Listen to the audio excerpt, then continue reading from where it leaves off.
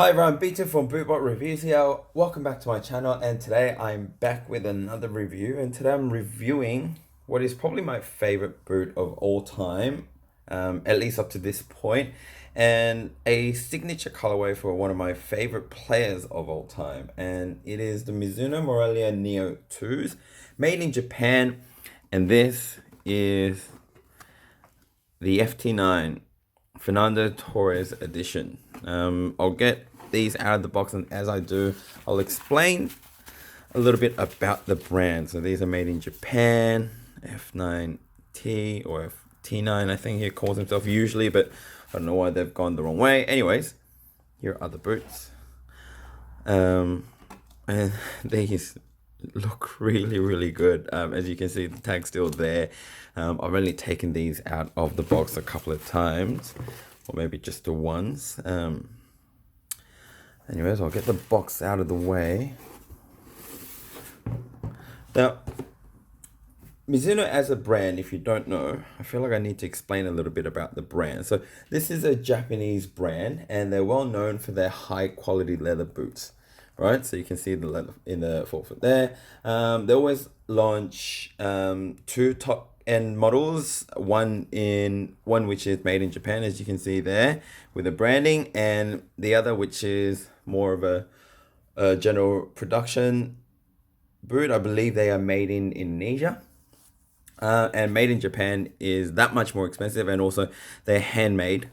So they're a little bit better quality. I always get the made in Japan one. It is, as I said, a little bit more expensive, but always worth the money. Now, Morelia Neo 2 is Mizuno's interpretation of their speed boot.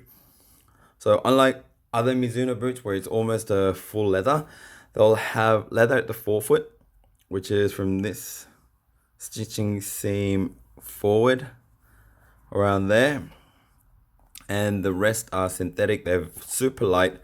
So what I'll do today is I'll go over some tech specs of this boot and also share my experiences. For that, what I might do is I might put these aside, just also give you guys a closer look actually before I do.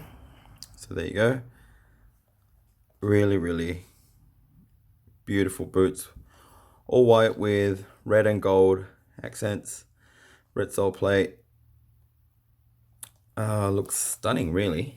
So I'm just gonna put these aside, and I'm actually gonna bring these out. So for this review, what I've done was I've actually broken into a new pair just so I can go over the whole experience with you guys.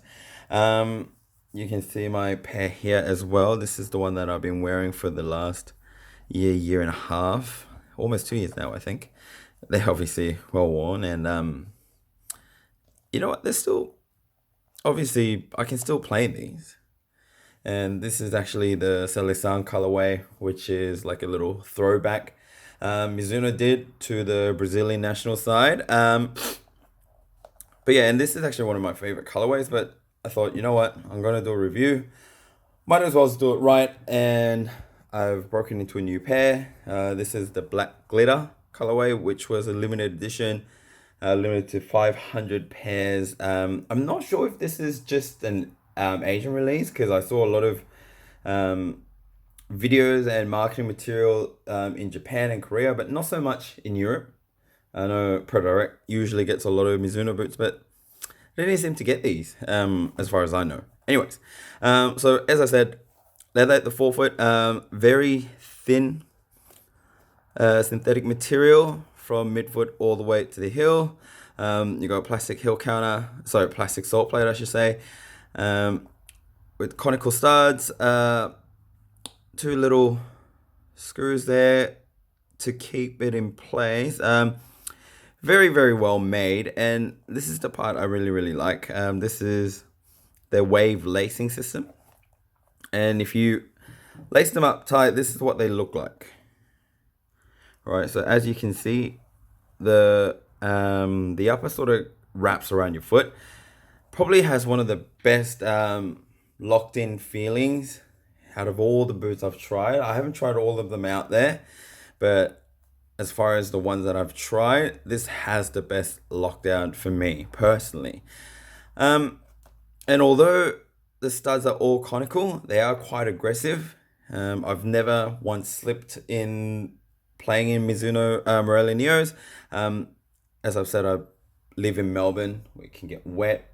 We can have a ground where it's wet and muddy on one side, and then it's all dried up on the other side. And yeah, no issues playing in these whatsoever.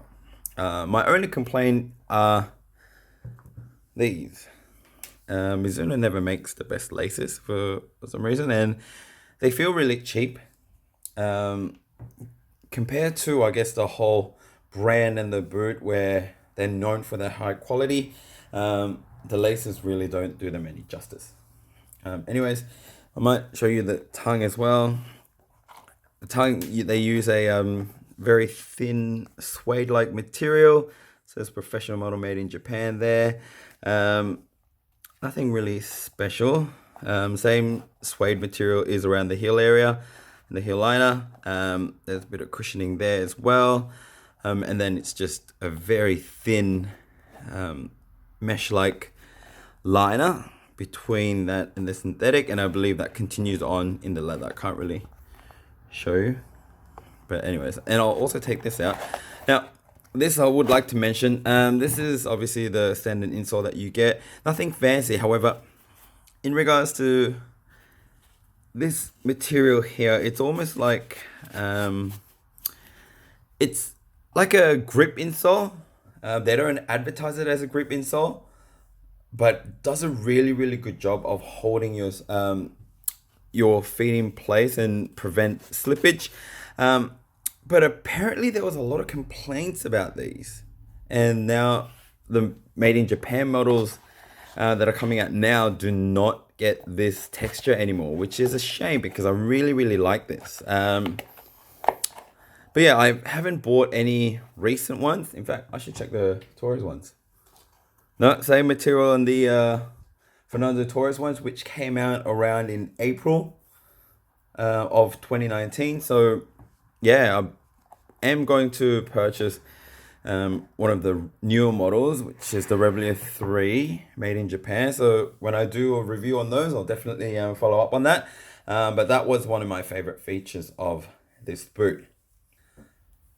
Right, so as I said, I've only worn these boots for the last, I think 3 weeks now, about roughly 3 games and multiple training sessions. And I think in one of my previous videos, I talked about how there are leather boots and a lot of reviewers say, oh, they feel, perfectly molded to my feet straight from the get-go. And it was never the case for me. Maybe I've just got really weird shaped feet. Maybe they're just exaggerating. I don't know. Personally, that's never happened to me except in these. These really feel perfectly soft, perfectly molded to my weirdly shaped feet from the get-go. I thought when I first broke into this pair, there was a bit of a break-in time.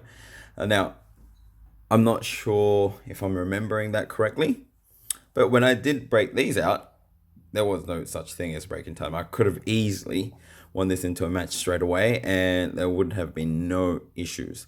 What can I say? They're really soft. I don't really have much complaints about this boot.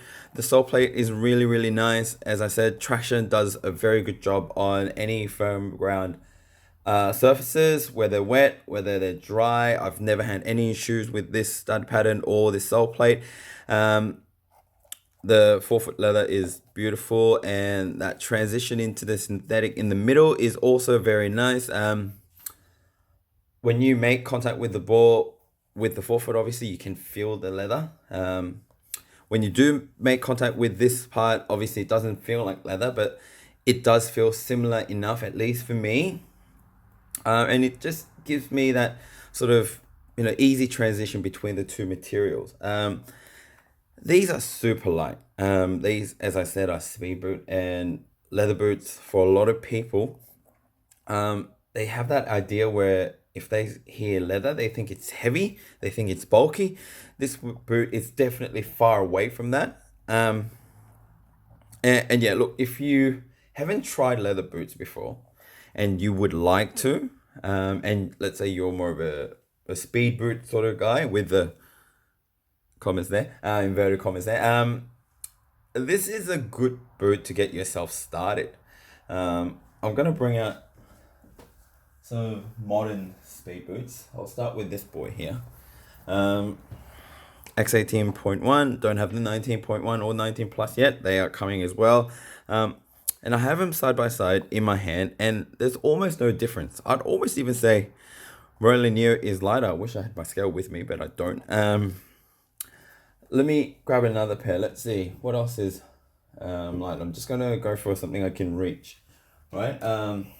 Well, this is the Nike Flyknit Ultra. Again, one of the modern speed boots, mainly made out of Nike's Flyknit, so knitted material. Again, this one is mesh-based and synthetic. They weigh pretty similar. I'd almost say X is a little bit lighter. And if I have these, right, so Flyknit Ultra is slightly lighter, I think, or maybe it's just my left hand. Anything that goes in my left hand is lighter, I don't know. But the important part is that even though this is the leather boot, yes, it's only probably 1/3 leather. However, it is a leather boot nonetheless, and they are on par with any modern speed boots. And as I said, these came out 3 years ago, and they've never updated it. Probably classic example of if it's not broke, why fix it? Right? This is a great boot, and I cannot speak any more highly of this brand and this model. As I said, my favorite boot to wear on game day, on any days when I'm testing out new boots. Yeah, love them. So guys, what I'll do is before I wrap up my review, I will show you an on feet video, and I'm actually going to put these on feet for you. I'm actually going to cut off the tag now, so I have to put them on. So yeah, let's get straight into that as well. Alright guys, so here are the Morelia Neo Fernando Torres boots on feet. And just like to say, these look even better on feet than they do in hand. Very clean. Unfortunately, this colorway is sold out. It was limited edition for Fernando Torres. But there are plenty other colorways I am sure are available. They did drop a new colorway. I believe it was light blue. I might be wrong. And a blackout one of the city edition. And you know what? Made in Japan ones are more expensive. However, they are worth the money. I forgot to say, my Celisa, the blue colorway, I've worn them. I shouldn't, but on turf, on artificial grounds, on really bad grounds in Vietnam when I was up there, I was actually playing with the locals. And they still hold up fine.